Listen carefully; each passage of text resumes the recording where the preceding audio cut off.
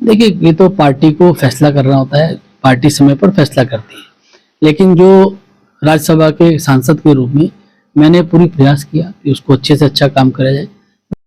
अनिल बलूनी की खाली हो रही सीट पर राज्यसभा कौन जाएगा, इसे लेकर उत्तराखंड में अटकलें तेज हैं। भारतीय जनता पार्टी के अंदर मंथन भी चल रहा है, लेकिन ये मंथन और चिंतन सिर्फ और सिर्फ एक औपचारिकता ही है, क्योंकि दिल्ली से जो संकेत मिलेंगे वही आगे भी बढ़ेगा। और अनिल बलूनी ने जो संकेत कल मुख्यमंत्री धामी से मुलाकात करके दिए हैं, उसके मायने सीधे सीधे ये समझे जा सकते हैं कि आने वाले दिनों में क्या होने वाला है। यानी जब 7 फरवरी से नामांकन होगा तो चेहरा कौन हो सकता है। देखिए, ये तो पार्टी को फैसला करना होता है, पार्टी समय पर फैसला करती है। लेकिन जो राज्यसभा के सांसद के रूप में मैंने पूरी प्रयास किया कि उसको अच्छे से अच्छा काम करा जाए। बहुत सारी चीज़ें पूरी हुई, बहुत सारी चीज़ें के लिए प्रयास करता रहा। तो निश्चित तौर पे मेरे को ऐसा लगता है कि उत्तराखंड में जो कंट्रीब्यूशन मुझे, जो गिलहरी के बराबर का कंट्रीब्यूशन है, वो मैंने किया है।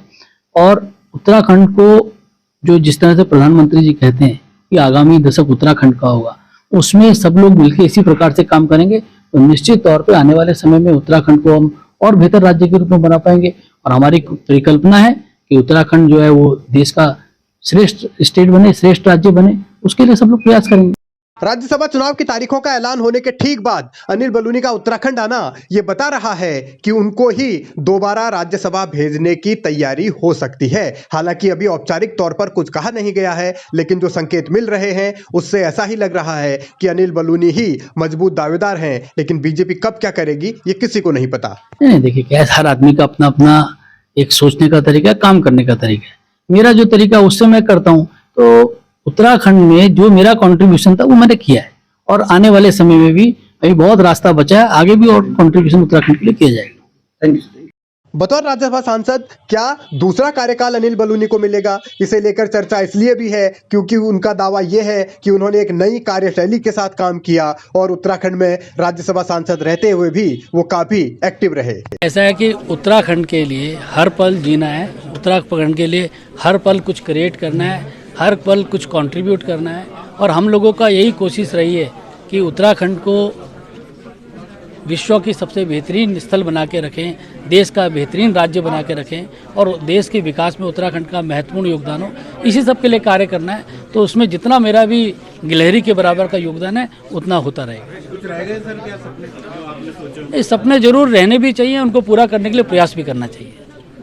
बीते 1-1.5 साल में अनिल बलूनी उत्तराखंड में बीजेपी की कितनी बैठकों में शामिल हुए ये शायद ही किसी को याद हो। लेकिन अब क्योंकि चुनाव नजदीक है और अनिल बलूनी उत्तराखंड आए तो फिर उन्होंने दावे भी अपने हिसाब से किए। निश्चित तौर पे इस संकल्प के साथ कि उत्तराखंड की 5 सीटों को फिर से जीत के जो हैट्रिक है, केंद्र में भी हैट्रिक और राज्य में भी हैट्रिक कैसे बनेगी इस सब पे चर्चा हुई। और सब लोग पूर्ण विश्वास के साथ कि दोबारा उत्तराखंड की 5 सीटें, तिबारा उत्तराखंड की 5 सीटें जीतकर एक नया कीर्तिमान बनाना हम लोगों ने है।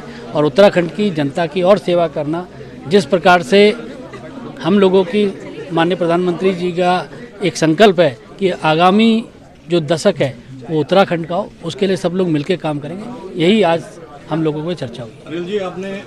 अनिल बलूनी लोकसभा की 5 सीटें जीतने का दावा कर रहे हैं, लेकिन असल में निगाहें राज्यसभा सीट पर हैं। और जो संकेत मिले हैं उनको ऐसा लग रहा है कि शायद आलाकमान ने उन्हें दोबारा उत्तराखंड से ही राज्यसभा भेजने का फैसला किया है। हालांकि जब तक औपचारिक ऐलान हो नहीं जाता तब तक ये सिर्फ कयास और अटकलें ही हैं।